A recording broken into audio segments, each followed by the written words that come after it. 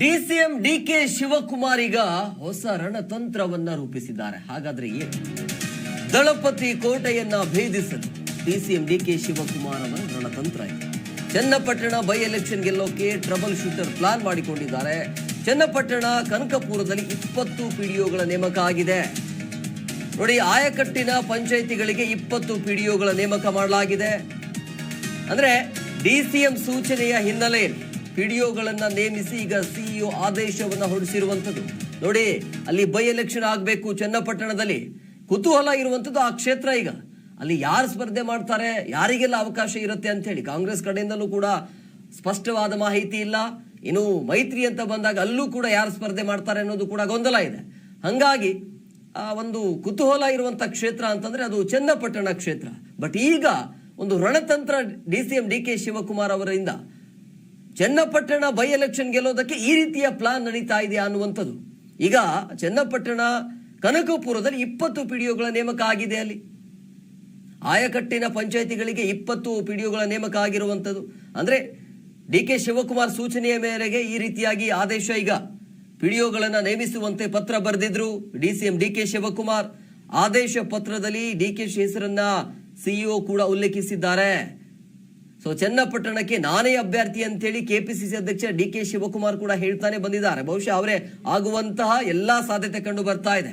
So ನಿನ್ನೆ ಚನ್ನಪಟ್ಟಣದಲ್ಲಿ ನೋಡಿ ಒಂದು ಇತಿಹಾಸ ಆಗತ್ತೆ.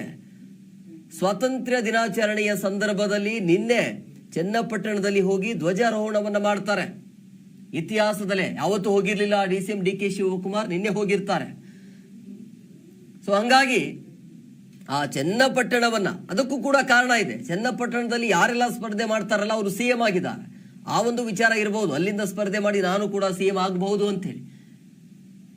ಸೊ ಹಂಗಾಗಿ ಫೈಟು ಮತ್ತೆ ಈ ತಂತ್ರಗಾರಿಕೆ ಅಂತೂ ಜೋರಾಗಿ ನಡೀತಾ ಇದೆ. ಈಗ ಮೈತ್ರಿಯಲ್ಲಿ ಕಳವಳ ಇರುವಂಥದ್ದು.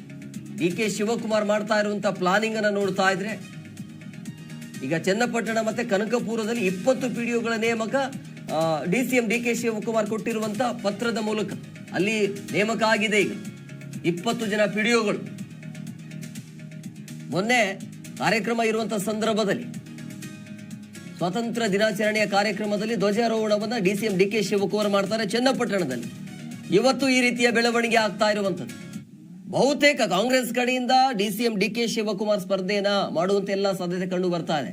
ಬಟ್ ಡಿಸಿಎಂ ಡಿಕೆ ಶಿವಕುಮಾರ್ ವಿರುದ್ಧ ಯಾರು ಸ್ಪರ್ಧೆಯನ್ನ ಮಾಡ್ತಾರೆ ಈಗ ಮೈತ್ರಿಯಿಂದ, ಅಲ್ಲಿ ಗೊಂದಲ ಇದೆ. ಬಿಜೆಪಿಯ ನಾಯಕರನ್ನ ಇಳಿಸಬೇಕಾ ಅಥವಾ ಜೆಡಿಎಸ್ ನ ಕಳಿಸಬೇಕಾ ಅಂತ ಹೇಳಿ, ಸ್ಪರ್ಧೆಯನ್ನ ಯಾರಿಗೆ ಅವಕಾಶ ಕೊಡಬೇಕು ಅಂತ ಹೇಳಿ. ಮತ್ತೊಂದು ಕಡೆ ಒಂದೇ ವೇದಿಕೆಯನ್ನು ಹಂಚಿಕೊಂಡಿರುವಂತದ್ದು ಸಿಪಿವೈ. ನಿನ್ನೆ ಒಂದು ಕಾರ್ಯಕ್ರಮ ಇರುತ್ತೆ, ಆ ಕಾರ್ಯಕ್ರಮದಲ್ಲಿ ಇಬ್ಬರು ಜೊತೆಯಲ್ಲಿ ಇರ್ತಾರೆ, ಅಕ್ಕಪಕ್ಕದಲ್ಲೇ ಕೂತಿರ್ತಾರೆ. ಆ ಗೊಂದಲ ಇದೆ.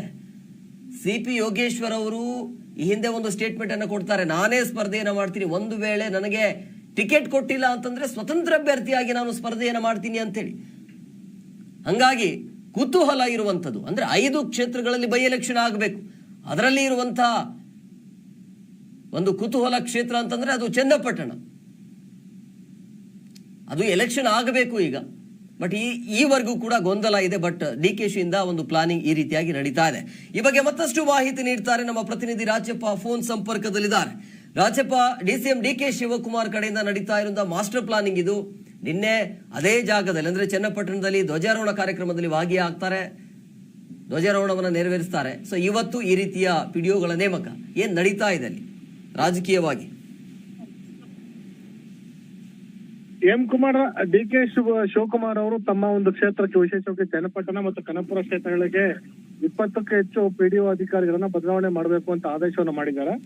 ಆದ್ರೆ ಇತ್ತೀಚೆಗೆ ಸಚಿವ ಪ್ರಿಯಾಂಕ ಖರ್ಗೆ ಅವರು ಪಿಡಿಒಗಳನ್ನ ನೇಮಕಾತಿಯನ್ನ ಅಥವಾ ಏನು ಅವರು ವರ್ಗಾವಣೆಯನ್ನ ಕೌನ್ಸಿಲಿಂಗ್ ಮೂಲಕ ಮಾಡಬೇಕು ಅಂತ ಹೇಳ್ತಾ ಇದ್ರು. ಆದ್ರೆ ಮತ್ತೊಂದು ಕಡೆ ಡಿಕೆ ಶಿವಕುಮಾರ್ ಅವರ ಆದೇಶದ ಮೇರೆಗೆ ಈಗ ವರ್ಗಾವಣೆ ಮಾಡಿ 20 ಜನ ಅಧಿಕಾರಿಗಳನ್ನ ವರ್ಗಾವಣೆ ಮಾಡಿಕೊಟ್ಟಿದ್ದಾರೆ.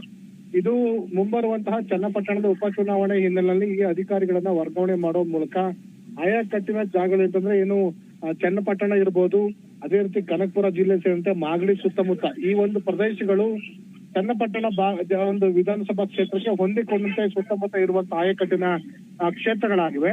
ಅಲ್ಲಿ ಆ ಒಂದು ಅಧಿಕಾರಿಗಳ ನೇಮಕಾತಿ ಮಾಡೋ ಮೂಲಕ ತಮ್ಮ ರಾಜಕೀಯ ಲಾಭ ಮಾಡಿಕೊಡುವ ಅಥವಾ ಈ ಚನ್ನಪಟ್ಟಣ ಕ್ಷೇತ್ರದಲ್ಲಿ ಗೆಲ್ಲುವಂತ ತಂತ್ರವನ್ನು ಡಿ ಕೆ ಶಿವಕುಮಾರ್ ಹೂಡಿದ್ದಾರೆ ಅಂತ ಆರೋಪ ಈಗ ಮೇಲ್ನೋಟ ಕಂಡು ಬರ್ತಾ ಇದೆ.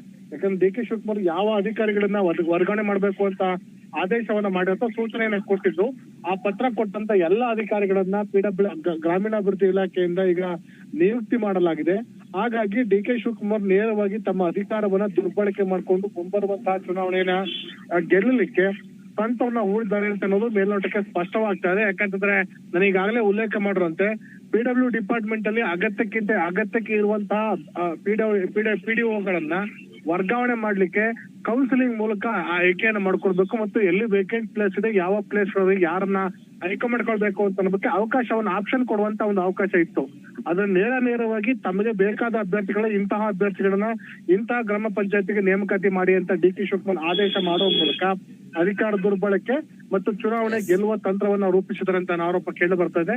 ಇದನ್ನು ಚುನಾವಣಾ ಆಯೋಗ ಯಾವ ತರ ಪರಿಗಣಿಸುತ್ತೆ, ಅಥವಾ ಕೇವಲ ಆಡಳಿತಾತ್ಮಕ ದೃಷ್ಟಿಯಿಂದ ನಾವು ನೇಮಕಾತಿ ಮಾಡಿದೀವಿ ಅಂತ ಹೇಳ್ತಾರ, ಅಥವಾ ಚುನಾವಣೆ ದೃಷ್ಟಿಯಿಂದ ನೇಮಕಾತಿ ಮಾಡ್ತಾರೆ ಅಂತ ಅನ್ನೋದು ಮುಂದಿನ ದಿನಗಳಲ್ಲಿ ಗೊತ್ತಾಗಲಿದೆ. Hemakumar, okay, thank you Rajappa ನಿಮ್ಮೆಲ್ಲ ಡೀಟೇಲ್ಸ್ಗಾಗಿ. ನೋಡಿ, ಚನ್ನಪಟ್ಟಣದಲ್ಲಿ ಬೈ ಎಲೆಕ್ಷನ್ ಆಗಬೇಕು, ಆ ಎಲೆಕ್ಷನ್ಗಾಗಿ ನಡೀತಾ ಇರುವಂತ ಪ್ಲಾನಿಂಗ್ಗಳು ಇದು. ಅಂದ್ರೆ ಅಲ್ಲಿ ಗೆಲ್ಲಲೇಬೇಕಾಗಿರುವಂತ ಒತ್ತಡ ಇರುವಂತದ್ದು.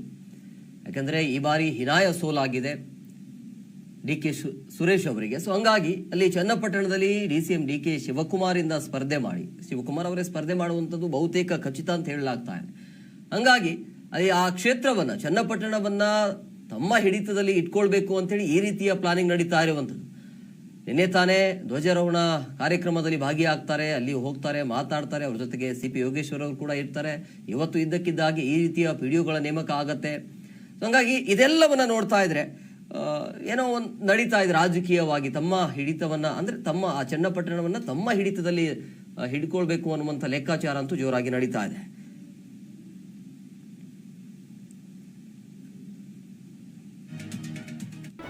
ಜಿ ಕನ್ನಡ ನ್ಯೂಸ್ ಈಗ ನಿಮ್ಮ ಮನೆಯಲ್ಲೇ ನೋಡಿ. ಎಲ್ಲ ಕೇಬಲ್ಗಳಲ್ಲಿ ಈಗ ಲಭ್ಯ. Sun Direct 292, Jio TV 1334, U Digital 162, City Cable 51, GTPL 17, Abhishek Cables 821, Rock Line Telecommunication 51, Shri Basaveshwara number 60, Vinayaka Digital number 53, In Digital number 896ರಲ್ಲಿ. ನಿಮ್ಮಿಸ್ತದ ಜಿ ಕನ್ನಡ ನ್ಯೂಸ್ ನೋಡಿ ಆನಂದಿಸಿ.